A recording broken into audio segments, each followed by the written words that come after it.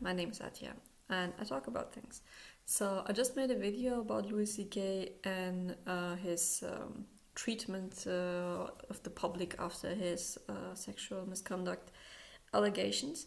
And I wanted to talk about a different example, which is Aziz Ansari. And the people who have read the story will know, but it is about a woman who had a date with him, which didn't go so very well, especially from her perspective. And they were going to engage in a sexual activity, and it did also, partly, but she was not very happy with it. So she described this in her piece, in her article, and she very deliberately kept everything in that article very well, you could interpret it. There's a lot of she's not really accusing him outright, and she was just putting her story out there. So I don't know if you can categorize it as Me Too, but it was definitely taken that way. And I read the whole story, and the thing where it hinges on is that she says she was giving him non-verbal cues. So it's very important to understand that non-verbal cues are very important, but it is also something that can be misunderstood very easily, especially if you don't know someone so very well yet. So, for example, if someone is making this face, then probably you don't want to have sex with them. But if someone is going like, that could be, I didn't like this right now, but in general, the rest is fine. So you see, there is a lot of room for interpretation there. So I think what we should learn from these experiences and what is happening is that there should be something like a step-by-step approach that you have as the person who is feeling uncomfortable with the situation. If you are giving non-verbal cues and they're not being understood and the other person is not taking action on them, you have to step it up. You have to make it worse. You have to start pushing the other person.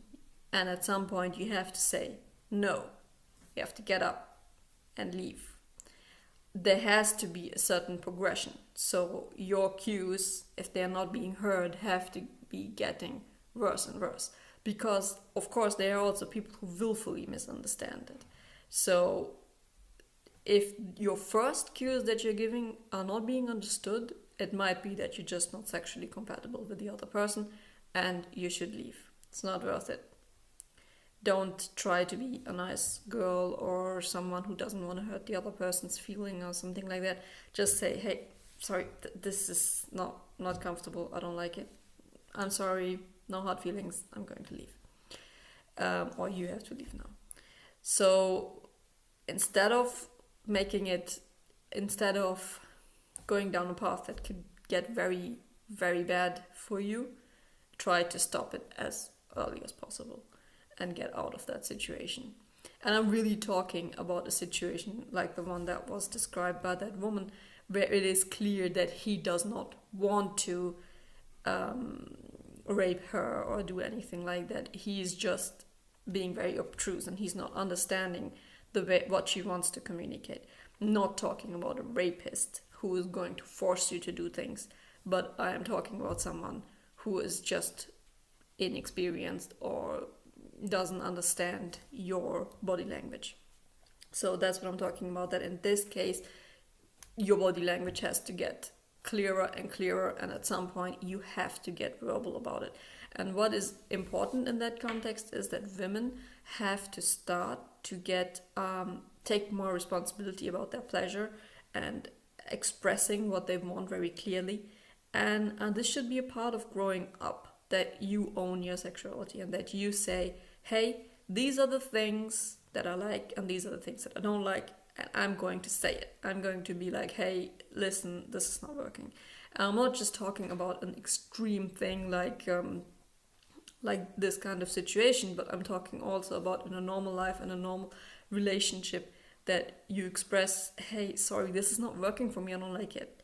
And that you say, hey, this and this, that works. You should do more of that. I like it. So you should be able to say those things. And it shouldn't be seen as something scandalous or something that you say, this is what gets me an orgasm. Like, this is something that should be clear and that you should grow into, that you feel that, that comfortable. Of course, it also has to do with your relationship to your partner. If your partner is a person who shames you for your desires, it's difficult to come out and say that, of course. So, but that should be something that you think about. Is this a person that I want to be with? Someone who's not, an adult enough to understand that every person has desires and every person should be heard about them.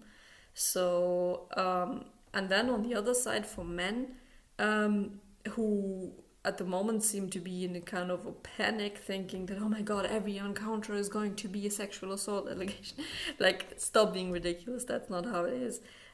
Just try to listen to the body language and what your partner is expressing, especially if it's very early in the relationship or it's even the first encounter that you're having with that person. You don't know them. That's a simple thing. You just don't know them yet. So you have to give more attention to the other person, and you have to ask more questions. Like, it's not a mood killer to be like, hey, how does that feel? Do you like that? Is that nice? That is not a mood. That's actually really sexy. If you say that properly, it's really sexy. If you're like, if you're interested in your partner, that is sexy. That is damn sexy. So you should definitely do that. You should definitely be like, hey, is that nice? Do you like that? Should I do more of that? These things, that makes a good sexual partner. That's someone that you want to be with and that you want to be with again, because that's someone who wants to give you pleasure as well as having pleasure themselves. That's someone you want to be with. So that's something I think that men also have to learn, that it's not just about achieving a trophy and getting this and that or whatever. Or I have to get that sexual gratification, I have to get this, and then I don't care about everything around it. It's a woman, it's fine. It's fine if she doesn't have an orgasm. No, it's not fine. It's not fine. If you have one, she should have one as well. So that's how it is. And you should take care of her as well, because most of the time, because of the society that we live in, I don't think there's any society in the world that has gone that far that they value an orgasm for a woman on the same level as for a man. So this is something that you need to take care of, and that you need to be like, hey, this is something I want to give her. I want to be with her, and I want her to enjoy it as much as I do. And if you do all of these things, then you don't have to write me a comment of, that's really nice for you and it's very wonderful for your partner. Don't need to get defensive about it, because if you do that, then the first thing I think is that you've never given your partner an orgasm, and that's why you are letting your defensiveness out on me now. So spare me those comments, because that's the first thing I'm going to think, and probably that's the first thing I'm going to answer you. So have a nice day, and I really look forward to having a conversation about this if you want to write some comments down. Thank you.